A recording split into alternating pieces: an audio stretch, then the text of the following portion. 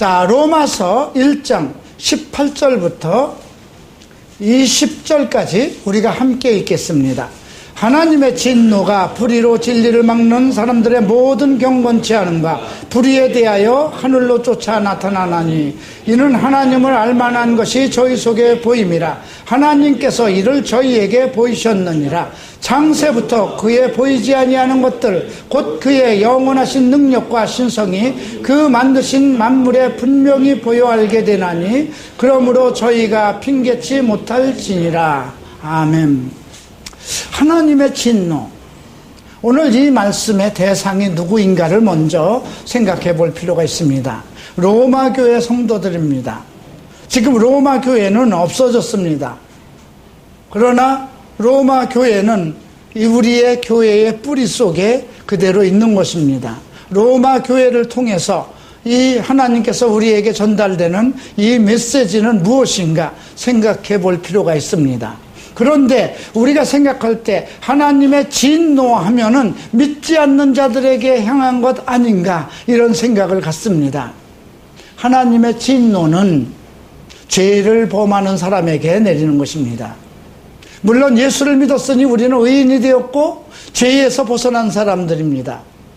그러나 여러분들이 만약에 다시 죄를 짓고 죄 속에서 산다면 하나님의 진노를 피해갈 수 있을까 생각해 봐야 할 일입니다. 공의란 무엇일까요? 하나님은 공의로 심판하십니다.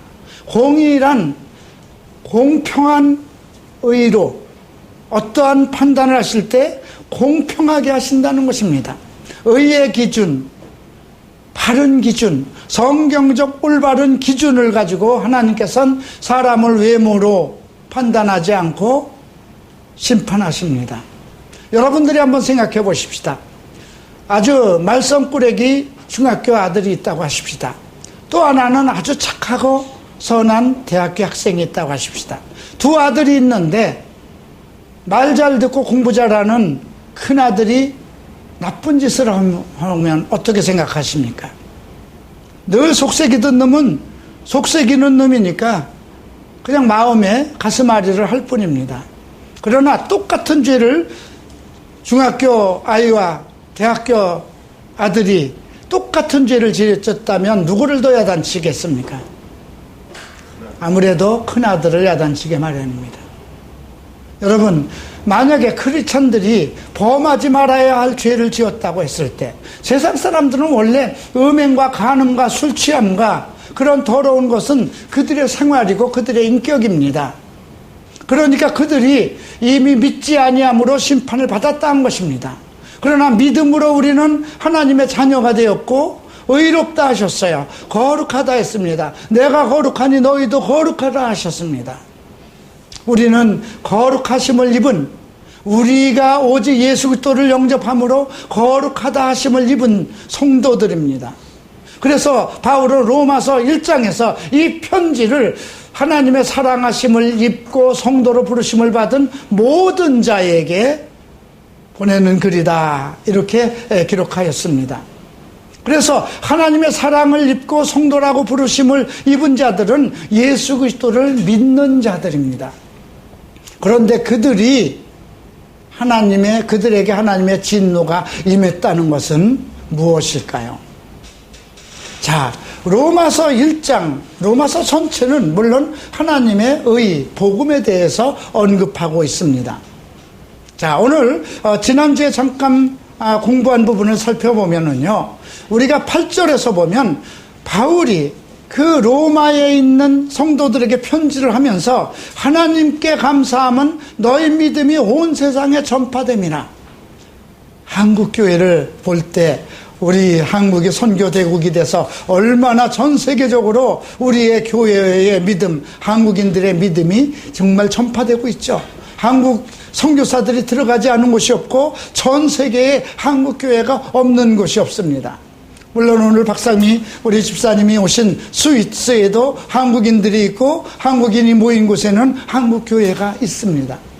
그런데 우리 집사님이 그 자기대면이라는 성경적 상담을 한 이유가 무엇이냐면 많은 믿는 교민들 중에도 그들에게 의로움이 나타나지 않고 이혼과 우울증과 여러 가지 세상적인 사람과 똑같은 방법으로 살아가고 있기 때문에 이들을 어떻게 좀 더 상담을 해주고 권면해 줄까, 그렇게 걱정을 하다가 그 과정을 공부하게 된 것입니다. 지금 이 로마 교회가 그렇게 믿음은 있다고 자랑을 하고, 정말 바울은 정말 감사합니다. 내가 개척하지도 않은 이 로마 교회가 믿음이 정말 온 세계로 전파되고 있습니다. 그래서 감사에 감사를 하고 있습니다. 그런데 문제는 그 믿음에 복음이 들어있지 않다는 것입니다. 자, 유대교를 생각해 보십시다. 유대인의 문제는 무엇일까요? 그들이 믿음이 없을까요? 그들은 태어날 때부터 하나님의 자녀라함을 입은 택한 백성으로 그들은 아브라함의 자손이라는 믿음을 가지고 있습니다. 하나님을 향한 절대 신앙을 가지고 있습니다. 그런데 그들이 가지고 있지 않은 것이 무엇일까요? 복음입니다. 예수 그리스도의 복음이 없었던 것입니다. 그래서 바울은 이 복음에 대해서 증거를 하기 시작합니다. 그들이 복음이 없기 때문에 결국 어떤 문제가 일어나고 있었던가요? 11절에서 보면 신령한 은사를 너에게 나누어 주어 너희를 견고케 하려 한다 그랬습니다. 이것은 무엇입니까? 그들에게 그리스도의 복음이 없기 때문에 신령한 은사, 영적인 은사가 역사하지 않고 있었다는 것입니다. 하나님을 믿어도 만약에 그리스도의 복음을 믿지 않는다면, 복음에 대해서 이해를 하지 못한다면 그는 신령한 은사가 역사하지 않습니다. 요한복음에는 예수께서 성령을 선포했어요. 누구든지 내게 오라, 내가 값없이 너희에게 그 생수를 주리라 하셨습니다. 그 물을 그 말씀과 함께 요한은 그렇게 주석을 달았습니다. 아직 성령 영광을 받지 아니하신 고로 성령이 저희에게 함께하지 않았다 했습니다. 성령의 역사는, 성령이 성도들에게 역사한 것은 예수 그리스도가 우리를 죄를 위해서 십자가에 못 박아 죽으시고 다시 부활하셔서 영광에 올라가신 이후에 성령의 역사가 있는 것입니다. 그래서 복음이 없다면은 성령의 역사가 없는 것입니다. 성령의 역사가 없다면 믿음은 견고할 수가 없습니다. 두 번째, 믿음이 없기 때문에 그러한 믿음, 그러한 그 온전한 복음 안에서 이루어지지 않은 믿음이라면 위로를 받지 못합니다. 그래서 어떤 하나님의 능력 안에서 무엇을 행하려고 하지 않고 믿는 것 따로 또 세상 살아가는 신문 또 자기의 지혜와 세상적인 방법을 택하게 마련이죠. 세 번째 문제는 무엇이었을까요? 바울이 개척한 모든 갈라디아나 에베소서나 또는 고린도 교회처럼 열매가 나타나지 않았습니다. 복음의 사역자들이, 계속 제자들이 나타나지 않았던 것입니다. 그래서 바울은 나는 어떻게 해서든지 로마에 있는 너희에게 복음을 전하기를 원하노라 하고 주장했던 것입니다. 자, 그럼 복음이 없다면 어떠한 문제가 생길까요? 바울은 16절에서 복음은 모든 믿는 자에게 구원을 주시는 하나님의 능력이라고 언급하고 있습니다.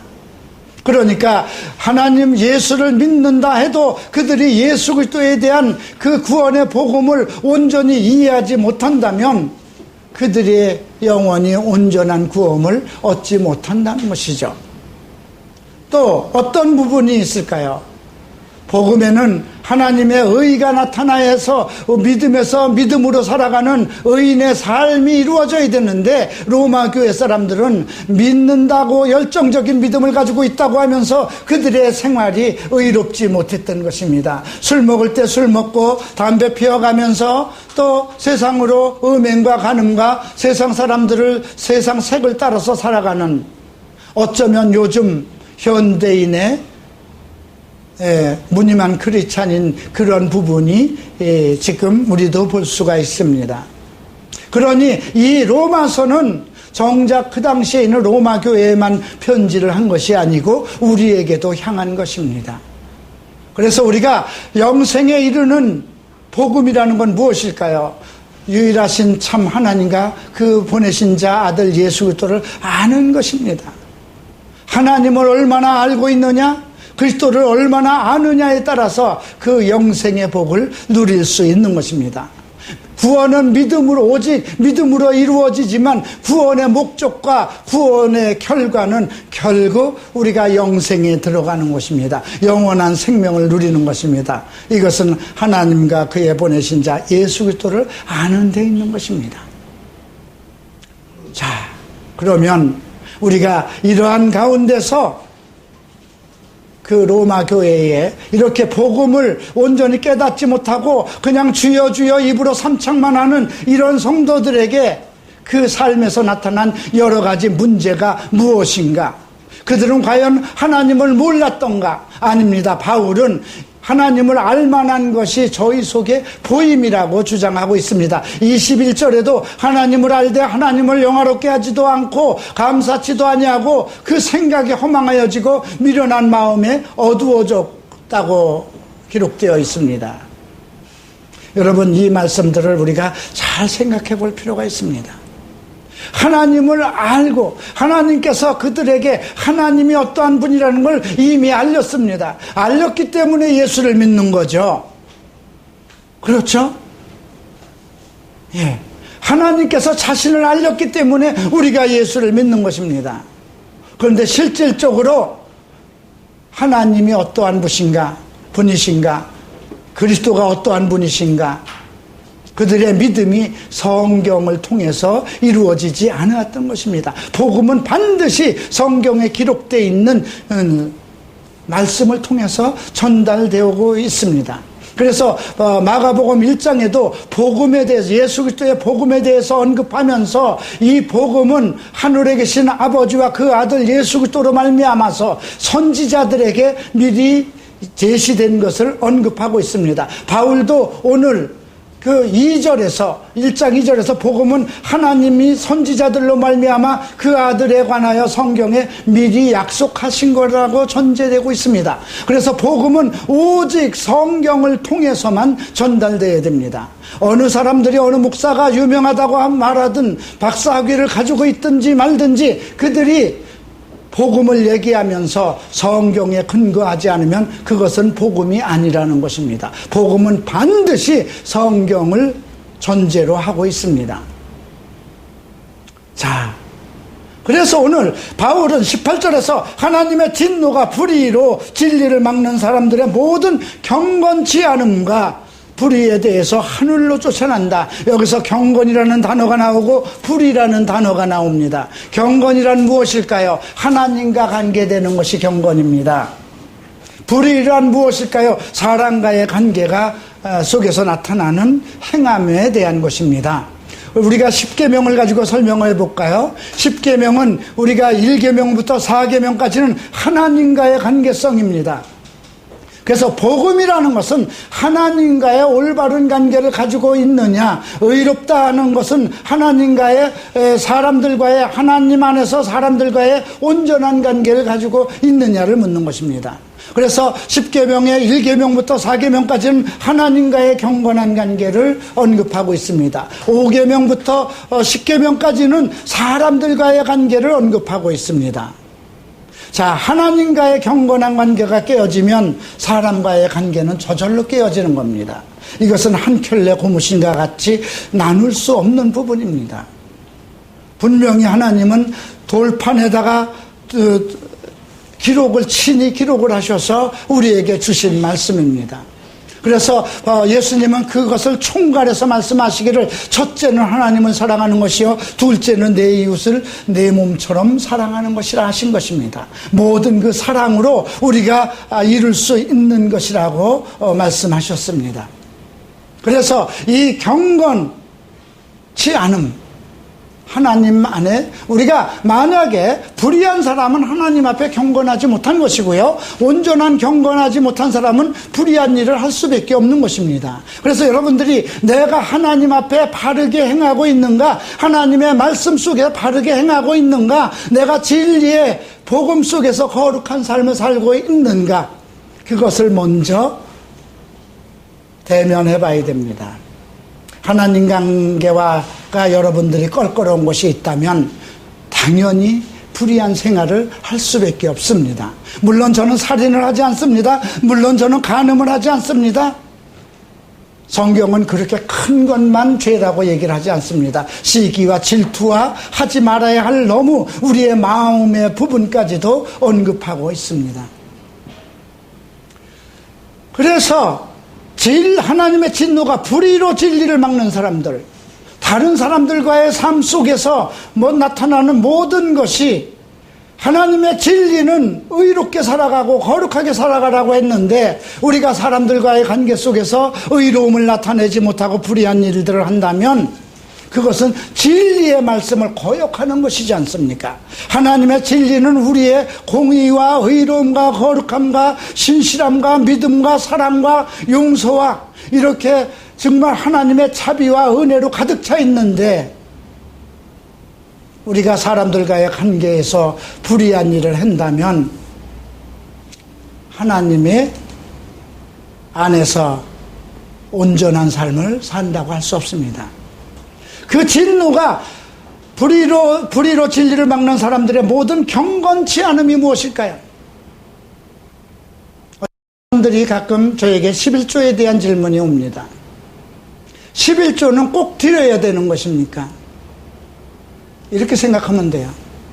내가 자녀로서 결혼해서 출가를 해서 따로 살고 있습니다.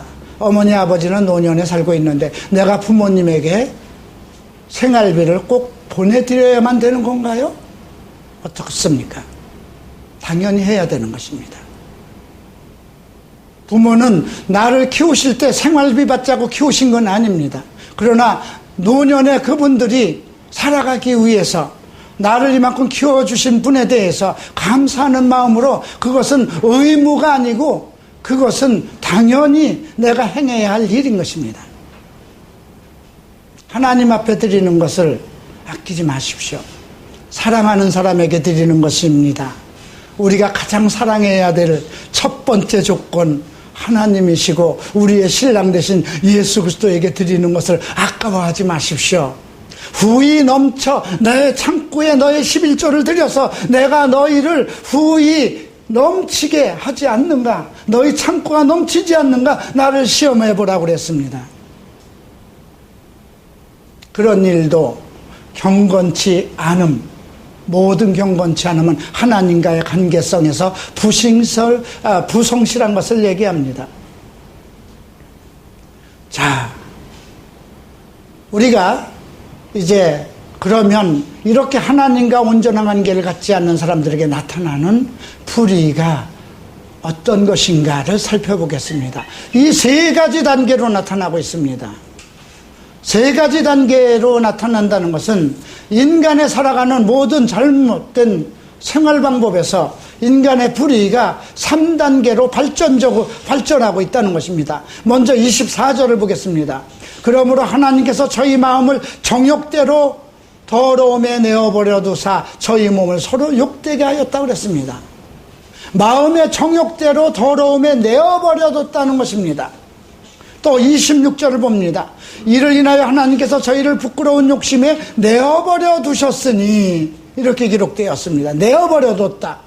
또 28절을 봅니다. 또한 저희가 마음에 하나님 두기를 싫어하며 하나님께서 저희를 그 상실한 마음대로 내어버려 뒀다.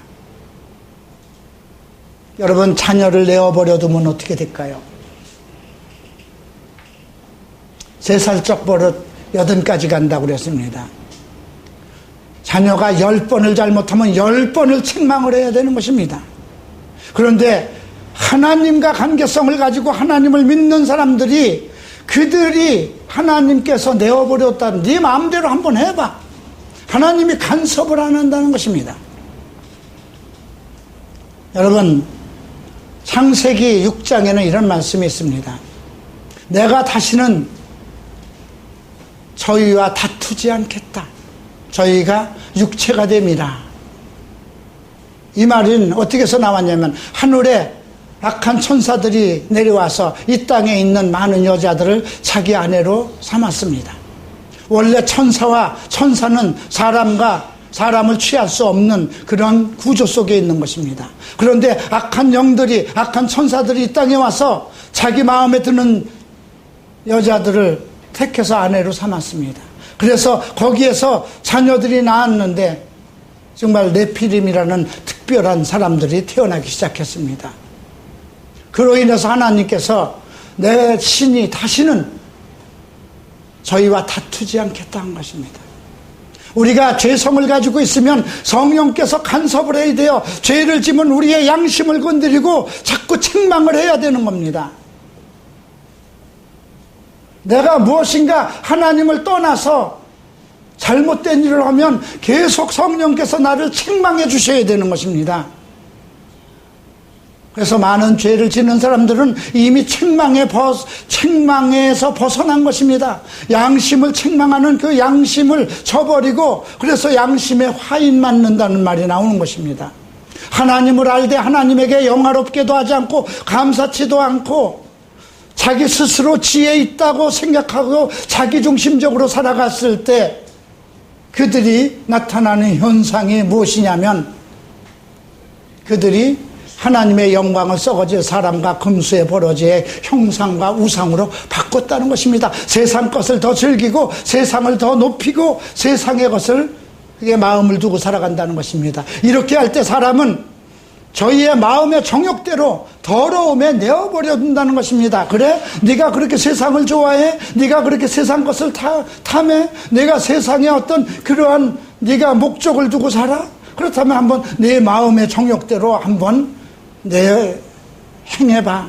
이렇게 내어버려 두신다는 것입니다. 그렇게 되니까 24절을 보면 저희 몸을 서로 욕되게 했다는 것은 욕정적인 사람으로 정욕적인 사람으로 바뀌었다는 것입니다.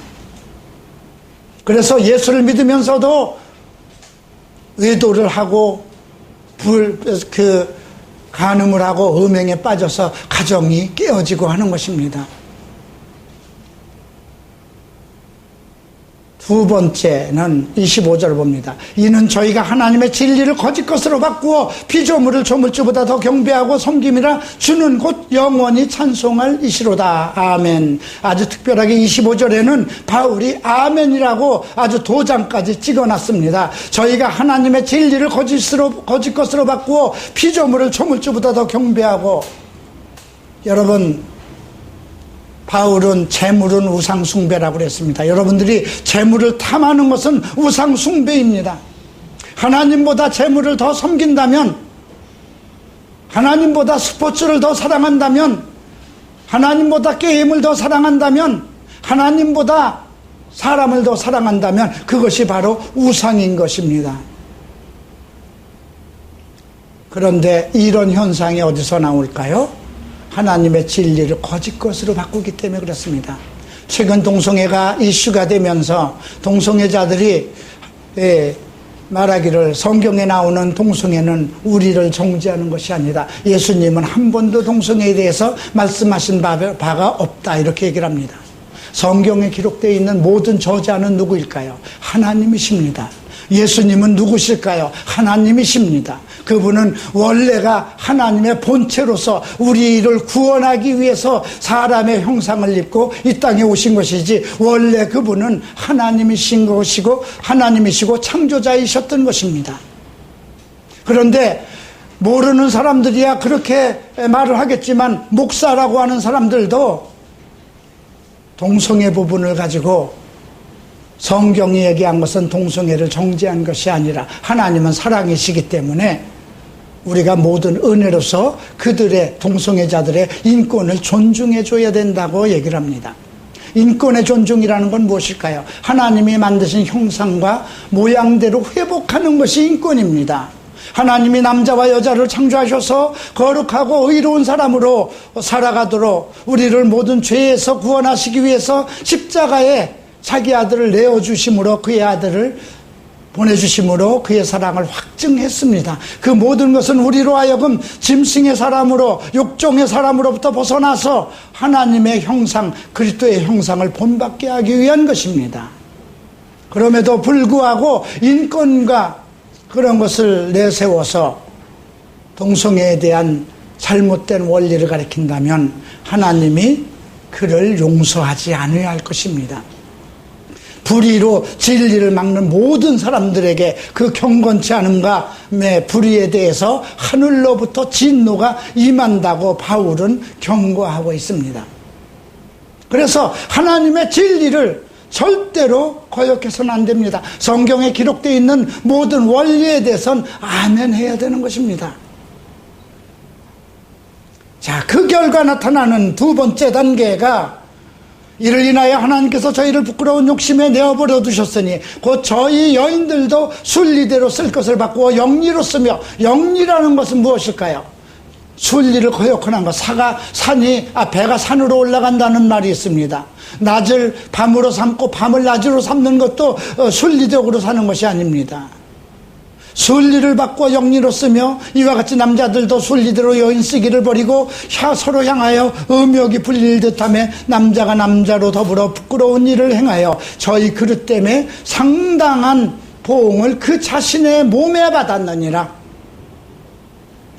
예, 여러분, 이 부분은 우리는 이해할 수 없는 것이지만 동성애자들로서는, 이 동성애 성향을 가지고 있는 사람으로서는 이 말씀에 대한 충분한 이해를 할 수가 있습니다. 물론 그들은 내가 이렇게 하고 싶지 않았는데 어려서부터 이런 속성, 이런 습성을 가지고 태어났습니다, 이렇게 말할 수 있어요. 아닙니다. 그러나 우리가 어떤 모든 문제가 태어났을 때 그 기준점을 어디에서 찾아야 될까요? 인간을 창조하신 것은 하나님이시기 때문에 성경을 통해서 모든 문제점을, 모든 문제에 대한 관점을 성경에서 찾아봐야 됩니다.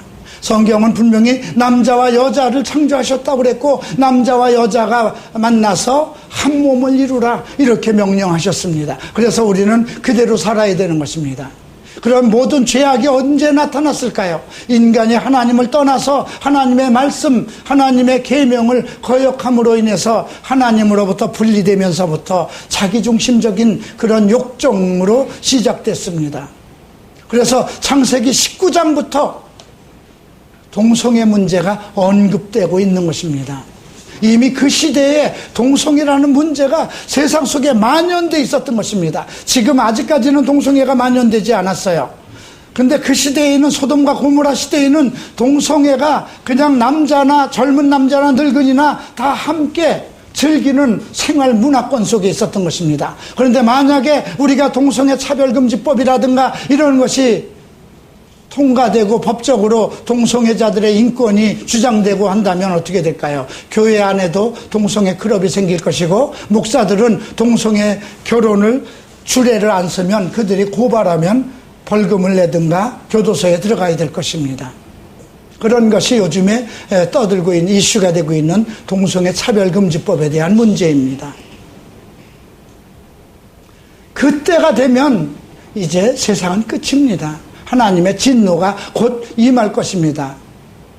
저는 그렇게 생각합니다. 교회가 앞으로 이제 주님이 우리를 불러 올리실 때, 우리가 하늘로 모두 올라갔을 때, 이 땅에는 정말 동성애도 똑같은, 정상적인 사람들이 결혼하는 것처럼 똑같은 풍조로 되어버릴 것이라고 그렇게 생각을 합니다. 다시 소돔과 고모라의 시대가 올 것이라고 저는 생각을 합니다. 그러나 이런 행위를 벗어나지 못하면 그릇됨이 상당한 보응을 그 자신의 몸에 받는다는 것입니다. 그래서 많은 동성애자들이 정말 그 결과가 자기들이 책임져야 되는 것입니다. 그 영원히 책임을 져야 되고, 그 몸으로 받아야 되는 그 문제를 해결하지 않으면 가족들과의 온전한 생활, 사회와의 온전한 대화, 교제가 이루어지지 않을 것이며, 그 동성애 생활로 인한 많은 건강의 문제, 어떤 질병에 관한 모든 것, 사업의 실패도 본인이 책임져야 될 것입니다. 세 번째입니다. 28절을 보죠. 저희가 마음에 하나님을 두기에 싫어하며, 이제 마음과의 관계가 나옵니다. 그러니까 26절에는 진리와의 관계입니다. 하나님의 말씀과의 관계입니다. 그러면 24절에 나오는 것은 저희 마음의 정욕대로 내어버려 둔 것은 하나님을 영화롭게도 하지 않고 감사하지도 않는 잘못된 신앙생활입니다. 그걸로 인해서 정욕적으로 바뀌게 되고, 진리를 거역하고 성경에 기록되어 있는 말씀을 따르지 않을 때 순리를 어겨서 영리적인 생활을 하게 되고, 이제 더 발전돼서 세 번째 단계는 마음에 하나님을 두기를 싫어합니다. 교회 나가기를 싫어합니다. 하나님께 헌금하기를 싫어합니다. 선교 활동하기를 싫어하고 말씀 보기를 싫어하고 주를 찬양하기를 싫어합니다. 이미 그 마음에서 하나님을 떠났기 때문입니다. 그러면 하나님께서 저희를 그 상실한 마음대로 내어버려 둔다는 것입니다. 그래서 여러분들 자녀를 위해서 기도해야 되는 것입니다. 아직 예수를 믿지 않고 예수를 믿다가 밖에 나가서 세상 생활을 하는 자녀들로 하여금 돌아올 수 있는 기회를 위해서 계속 기도해야 되는 것입니다. 정말 눈물로 기도해야 되는 것입니다. 그 상실한 마음대로 내어버려 두사 합당치 못한 일을 하게 한다고 그랬는데 그 29절부터 31절까지는 21가지의 내용이 나옵니다. 먼저 모든 불의, 이 세상 악한 사람들이 행할 수 있는 예수를 믿지 않는 사람들이 행하는 불의한 행악들을 하는데 추악, 탐욕, 악의가 가득한 자요, 시기, 살인, 분쟁, 시, 사기, 악독이 가득한 자요, 수군수군하는 자요, 비방하는 자요, 하나님을 미워하는 자요, 능욕하는 자요, 교만하는 자요, 자랑하는 자요, 악을 도모하는 자요, 부모를 거역하는 자요, 우매한 자요, 배약하는 자요, 무정한 자요, 무자비한 자라. 배약은 약속을 어기는 것이고 우매한 것은 어리석은 것을 얘기합니다. 무자비하고 무정하다는 말, 무정이라는 건 태성적으로 애정을 가지고 있지 않다는 것입니다. 그러니까 성추행자들이 초등학교 다니는 그 애들에게 성추행을 하는 거 아닙니까?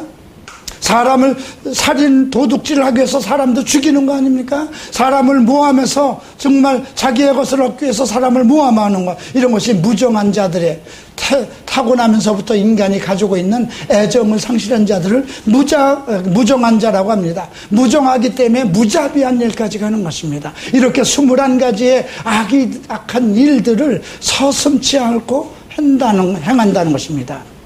이 모든 것은 원래 예수를 믿지 않는 사람들이 행하는 겁니다. 그들은 처음부터 불의한 자이기 때문에. 그러나 우리가 복음을 영접하고 예수 그리스도를 영접하고 의인이 된 사람들은 이미 의인이 되었기 때문에 의를 행해야 되는 것입니다. 그런데 하나님을 따르지 않고 하나님을 알되 하나님에게 감사하지도 않고 영화롭게도 하지 않고 자기 멋대로 자기 것을 추구하고 살아간다면 그들은 이렇게 3단계 상황까지 내려갈 수밖에 없다는 것입니다. 그러면 해결될 수 없을까요? 로마 교회는 이런 상황 속에 있었는데 그들은 다 해결됐습니다. 어떻게 해결됐을까요? 우리가 로마서 16장을 한번 보십시다. 이렇게 바울이 이들에 의해서 가르치고 한 것이 어떻게 바뀌었는가 보십시다. 16장 19절을 보면 너희 순종함이 모든 사람에게 들리는지라 그러함으로 내가 너희를 인하여 기뻐하노니 너희가 선한 데 지혜롭고 악한 데 미련하기를 원하노라. 그들은 원래 불의를 행하던 자여 악의가 가득하던 자들이었는데 이들이 복음의 순종함으로 인해서 바뀌기 시작합니다. 그래서 이제 그들이 어떻게까지 발전됐을까요? 20절을 보면 평강의 하나님께서 속히 사탄을 너희 발 아래 상하게 하시리라 우리 주 예수의 은혜가 너희에게 있을지어다 한 것입니다. 이것을 위해서 어떻게 해야 되는가요?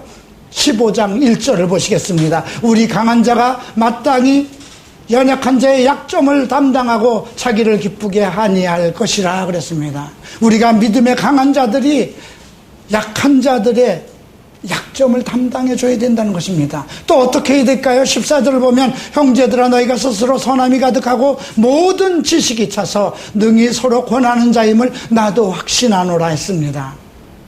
선함이 가득 차서 모든 지식에 가득 차서 성경의 말씀으로 여러분들이 지식을 쌓아서 그래서 스스로 서로 권하는 자, 서로 권한다는 말이 서로 상담하고 서로 대면한다는 뜻입니다.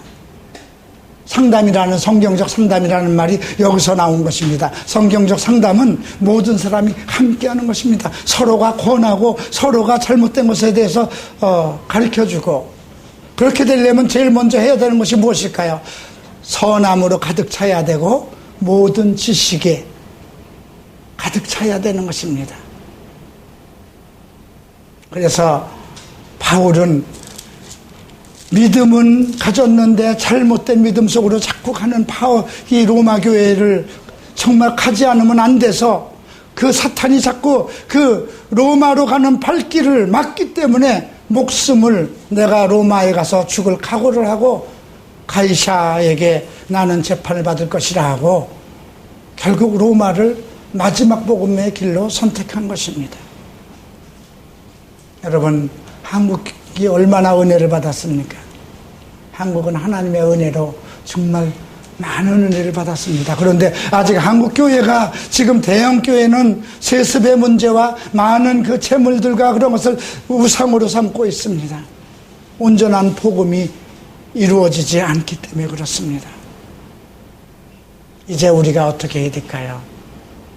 우리가 성경에 기록되어 있는 모든 말씀으로 복음을 실천해야 되는 하나님을 아는 지혜에 이르는 그러한 성도가 되어서 이제 모든 사람들을 권면하고 다스리고 약한 자들의 약점을 담당하는 온전한 그리스도인이 되시기를 주의 이름으로 축원합니다. 기도하시겠습니다. 다 일어나시기 바랍니다.